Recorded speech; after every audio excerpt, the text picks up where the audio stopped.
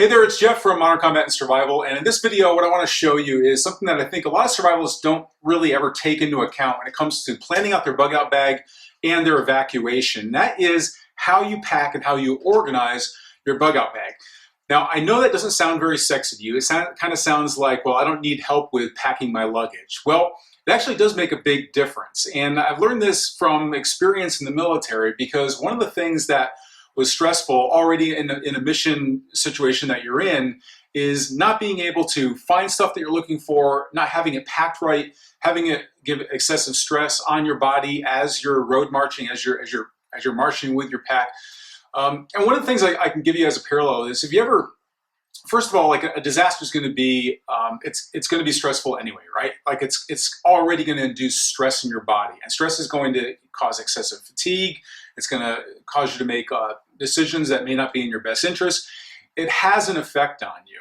So imagine like you're running late for work, and you're getting ready in the morning, and all of a sudden you can't find your car keys. Where are the car keys? You're looking all over for the car keys. You're yelling at the kids. You're yelling at your spouse.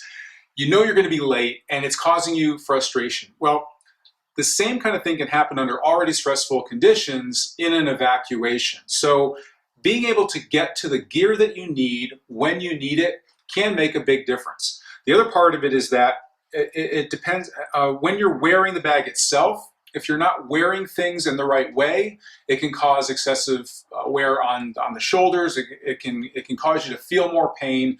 You're not going to be able to get there as quickly, or you're going to be in more pain when you get there and along the way, or you might not make it there at all.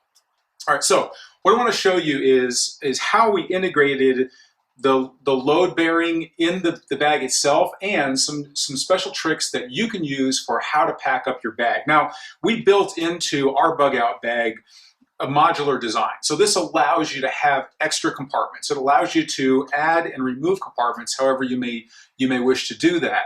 It's one of the things that I think is one of the key features of the bag that we designed.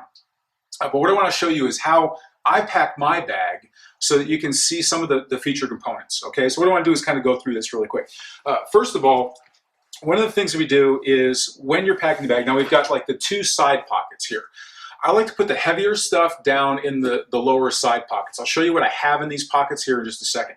But I like to keep the heavier stuff down on my hips. If you put the heavier stuff that you have up in the upper part, you're going to feel more wear on your shoulders, and it's going to cause more fatigue. All right, so let's go ahead and go through these right now. This first pack that I'll pull out here, what I like to do is I like to have all of my stuff that I'm going to need for one specific task or goal, all inside of one bag if I need to. If I don't have to open up the entire bag to get the stuff, all the better for me. So this one right here contains all of my family's shelter and our sleeping gear here as well. So one thing you'll find in the Extreme Bug Out Bag program, we don't carry tents. You know, we never carry tents in the military. We always did with just a simple poncho. I recommend, I've got a black poncho. This is also, I have a green poncho here that I keep, that my son also has. So all you need is a poncho to make a quick lean-to. That's going to be covered in a different video. So this is the sleep sack and all the stuff that we need here for sleeping. So everything I need for sleeping and shelter is all inside of one specific pack, ready to go. Pull it out of one bag. Don't need to go searching through the entire bag. The other thing we have here is, now this right here is going to be, this is my road marching or the bug out, kind of like your ongoing medical maintenance, if you will. So it has extra socks in here. We're going to go over this in another video as well, some things that people need to understand when you're actually out there marching with a pack. This is going to have some Motrin. It's got some socks. It has some other things specifically for when I stop for a break, the things that I'm going to need for that break. Again, not a time where you want to start pulling everything out. When you take breaks, you want to make them quick. You want to get the most out of them and get back on the road. Okay, on the lower half here in this pack,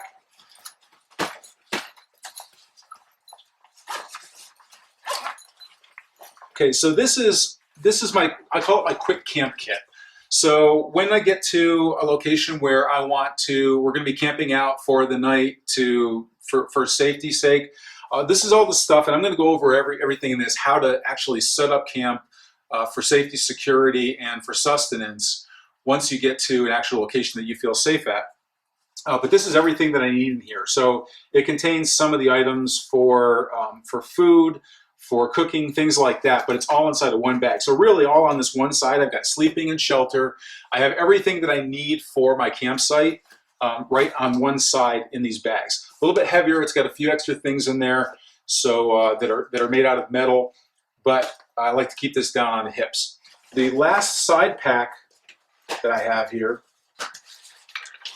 now this is I consider this kind of like my breaching kit. So we've got, okay, so you might come across obstacles that you're gonna need to breach, or where you're gonna need some sort of, this is kind of like the toolkit. Now, our packs are designed to fit pretty much all military equipment that you would ever need. Military grade equipment, like an entrenching tool. So I just wanted to show you that an entrenching tool will fit inside of one of these packs. So this is good for breaching, things like that. Now, I don't carry an entrenching tool with me on my backpack because, for my bug out bag, I prefer a smaller version of the e-tool right here. And this is in the Extreme Bug Out Bag Guide. This is a smaller e-tool. It's collapsible. It'll do just as much as this one, only like a third the speed. So if you're digging a latrine or something, if you're digging a foxhole, it's going to take a while on this. I've dug one with an e-tool before. It's not fun, but this is going to be my breaching toolkit and other tools that you might have. So we have things like for bicycle repair, things like that would go in that kit right there. The back pouch that we got here, or we often call it the scram bag, because you can use this for escape and evasion, but what I did was I actually now have this as my blowout medical kit. So I have anything that I need in here. If I need to quickly get to something, the medical kit is in here. This is my blowout kit. It's not the full first aid kit that you might have like in a vehicle or something like that, but it does contain some of the things that you need just to be able to get you to your location. Like we've got a Israeli bandage, we've got N100 medical masks in case that you're going through a toxic environment, things like that. Protective goggles, gloves, things that you're going to need for immediate first aid. Remember, the bug out bag is just to be able to get to your safety retreat, okay? So this is the blowout medical kit. That's what I prefer to use it as right there. If we spin it around here, we've got the two small packs that go on your belt. And I won't take these off, but what I'll show you is that one of these is going, these are your readily accessible pouches on the front of your pack. So in the one pouch, I like to have things like communication, GPS. If I carry my my compasses on my wrist, this is what I've used all the time in the military. But if you have an extra compass, something like that, you can use it. This is going to be, we're going to have some food in there. You don't want to take the pack off. You just want to get to some snacks, things like that. So the Patriot Pantry has granola. They have things like fruit inside the pack. So this is the food that I carry for bug out, things like that. So, but this is the snack food that goes into the front pouch. The other front pouch is where I like to carry my weapons. So again, as you know, if you follow any of my writing, you know that I'm not a fan of carrying an AR-15 around with you everywhere.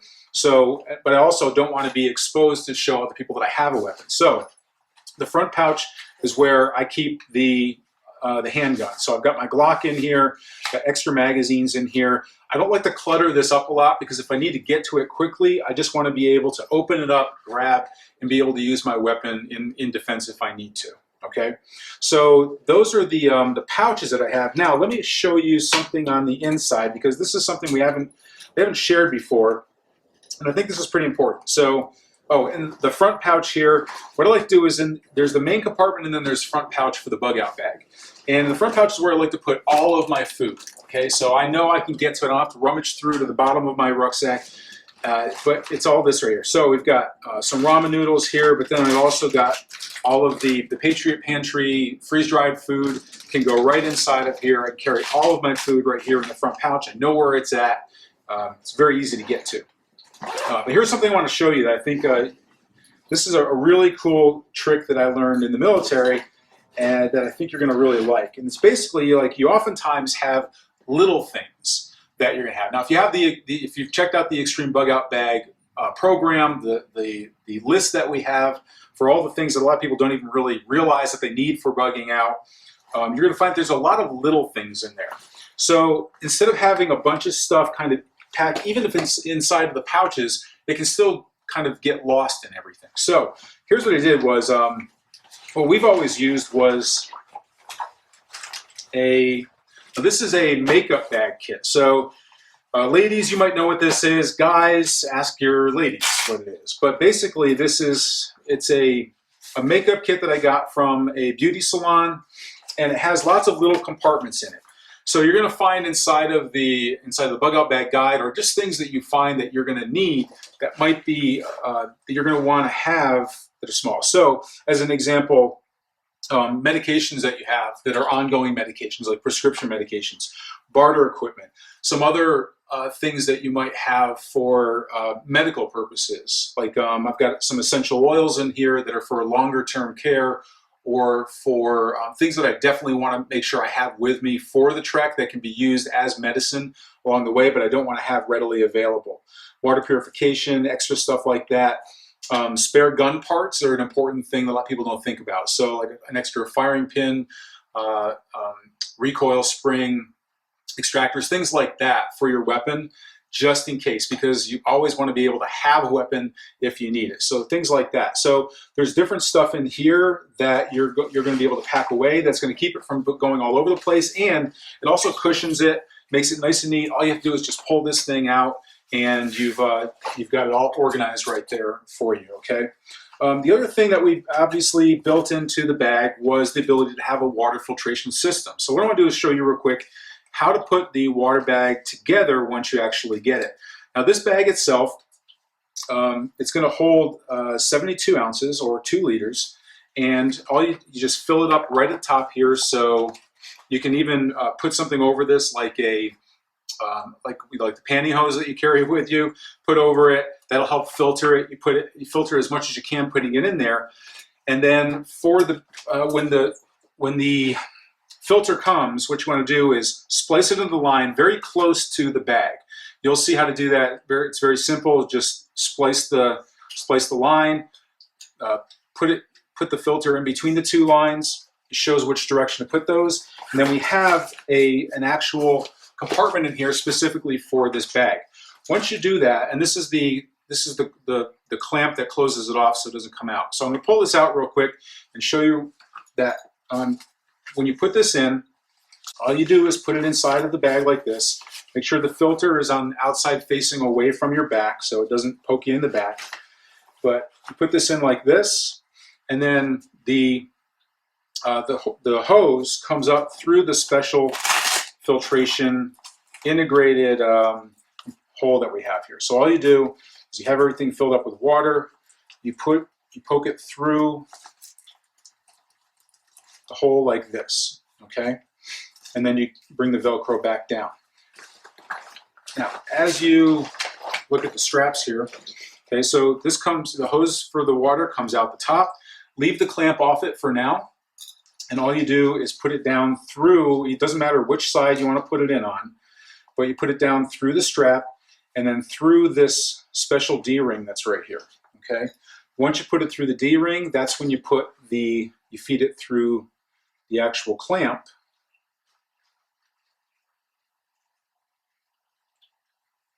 like this. Oops. Okay, so you feed it through the clamp, and then you just clamp it down like that. It closes off the water. Now, as you're going through here, you'll see that it doesn't go through the D clamp like this. So this keeps it stationary for you, where you always have the water available. Anytime you need it, all you do is just pull the hose over, unclamp it, drink from it right from the back, and clamp it back down when you don't need it. So it integrates with the bag. It also keeps it very centrally located, so you're not carrying it at the very bottom of the bag. It's integrated inside the design. So this is the best way that I've found to pack the bag, to be able to keep the load right, to keep it all organized, and to keep to take the biggest benefit from the features that we built into the bag itself, okay? So We've got some more great videos coming up for you. So be sure to, once you get your bag, maybe make sure that you take an inventory of the equipment that you have, figure out the best way for you to be able to pack this up. This is what I recommend. Got some more great stuff coming up for you. Well, in this segment, I want to cover what I consider probably to be the #1 biggest mistake that most survivalists make when it comes to their bug out bag, and that is where you actually keep your bug out bag. Now, you're going to find lots of advice all over the internet about where you should store your bag, and you're going to find everybody has their different opinions. I've seen people talk about how they have it in their garage, so it's ready to go and just throw in their vehicle if they need to ever get evacuate from their home. I know a lot of people who have a special room set aside. Some people keep it even by their desk so that they're ready to grab it and go. There's a big emphasis on being able to grab your bag and go. That's why it's called a go bag, right? I've seen people that have had hidden rooms, like hidden survival rooms, to keep all of your preparations away from the eyes of neighbors or law enforcement or whoever. Some of these rooms are hidden behind bookcases, things like that. And then there's the holy grail, which is the survival bunker, which is maybe like an underground bunker or a hidden room or something like that, which has all of your survival gear in it, ready to go. It's ready to survive in place and ready to bug out if you need to. Unfortunately, all of these have one common flaw, and that is your survival gear is only good to you if you can get to it. And unfortunately, in most of these cases, you might never even get to your actual survival gear bug out bag. So let me share with you what I consider to be the best place to store your bug out bag. Okay, here we are at my top secret survival gear storage facility. This is it. Again, remember the biggest premise for your survival gear is you have to be able to get to it to use it. There could be an instance where you're caught in an instant disaster. You could be at work, you could be at just out on vacation, you could just be out on the road somewhere, and all of a sudden a disaster strikes, an instant disaster that keeps you from getting to your home. It could be a natural disaster, it could be man-made, it could be anything. You might not be able to get to your survival gear if it's located in a special room that you have, or even in the garage or something like that, ready to go. But if it's always inside of your vehicle, then even if you can't make it home, you at least have your most essential survival gear there ready for you to take it and go to your safety retreat if you have to bug out. Okay, now, first I want you to notice what you don't see. Okay, first of all, you don't see the Mad Max zombie apocalypse mobile. Okay, your biggest goal in a disaster is to be able to not be noticed by others. You don't want to be the one who's seen as prepared. That's going to make you a target, right? That's one of the biggest premises of our Survival Kit Bug Out Bag program and the design of the Extreme Bug Out Bag. But this blends in. This is not the massive four-wheel drive with zombie killer over the back bumper or anything like that, okay? So it blends in. I'm not going to go into all the details about survival vehicles, but this is mine, okay? The other thing that you won't notice is my bug out bag. So you don't see the bug out bag. That's another important item, because if I just had my bug out bag in the back of my vehicle, then somebody, if it's law enforcement that pulls me over, even for a speeding ticket or something like that, and sees all my gear on there, they might ask, well, what is that for?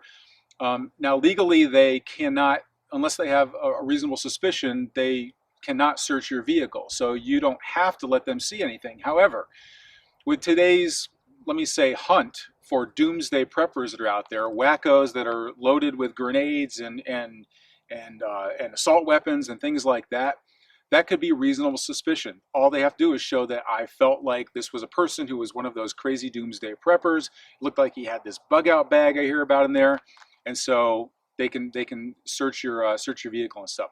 I don't want to look like a prepper, even to police that pull me over for a speeding ticket. So you'll notice that you don't see the bag in here. Okay, so what I've done is I have these plastic storage bins that hold my survival gear for my vehicle survival kit as well as my bug out bag. This right here is big enough for both my son and my bug out bag. My son's my bug out bag. So inside of here, I can keep all of my gear. Okay, everything that I need inside of here. All right, and it's ready to go. It's still there. If your first choice for bugging out is not going to be just to strap this thing on in your garage anyway, right? you're going to go by vehicle. And if you don't have to grab it and go because it's already in your vehicle, that saves you time. You're able to evacuate even that much faster. Okay, it's already there, ready to go. So I keep the bag right inside of this bin. Now let me give you some pointers here. Okay, first of all, you want to get a non-see-through plastic bin, because it doesn't do you any good. I mean, you're not going to hide anything if people can see through like a clear plastic or something like that, or even white plastic. So you get an opaque color that blends in with everything, not neon pink, not bright blue. If you ever have to transition to another mode of bugging out for transportation, you're going to want something that blends in anyway. So if you have to go by bike or something like that, you can grab these, be able to, if you have a carrier, you can go ahead and just put them in these. It blends in, right? It's kind of like woodland camo. So I have have it inside the bag here. Other survival gear, you can just stack these very easily, bungee cord them in so they don't all get tossed around. One thing I do as well is, again, if there are prying eyes, if a law enforcement officer or military checkpoint or something like that is looking through the window, they're subliminally going to see that there's clothes in here, that there's tools in here, or whatever some innocuous label that you want to put on these, so that instantly they're not thinking, I'm looking for something. Their mind is going to register that, oh, that's clothes. It's just going to like bypass that. It's kind of like the Jedi mind trick, you know, from Star Wars. You know, these are not the droids that you're looking for. Okay, so you label them, have them in here like this, and you're always ready to go. Now, the other thing that I suggest is that, number one, if your spouse does have their own bug out bag as well, that should be in their vehicle. So it might be an instance where your spouse and you never meet up until you get to your next your designated safety retreat. So you don't want to have everything inside of your bug out vehicle and she doesn't have anything, and then all of a sudden you're separated or something happens to you and now she's even without gear. So she needs to have her own survival gear to be able to sustain herself.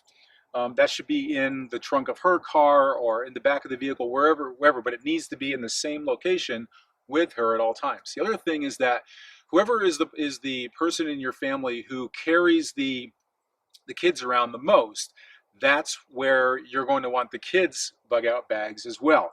I'm usually the one who's carting my son around, so his bag goes inside of my bag right here. So again, if I'm out there and I'm able to grab him from school, I don't have to travel back home and go get his bag and my bag and everything. I've got his stuff, I've got my stuff, I grab them, we evacuate together. Okay, so really think about, where have you been keeping your survival gear? Is it really readily accessible if it were an instant disaster? I think most of you will probably take a look at your own plan and see that it probably wasn't. So I want you to consider using this option for your bug out plan. It really is the fastest way to get to your survival gear when you actually have it. One of the things a lot of people don't understand when it comes to bugging out, especially when it comes to bugging out by foot where you have a bug out bag, is that in order for you to get to your destination, you're only as good as your weakest link. You're only as successful as your weakest link. And when it comes to bugging out by foot with a go bag, that weakest link is typically going to either be the bag or it's going to be you.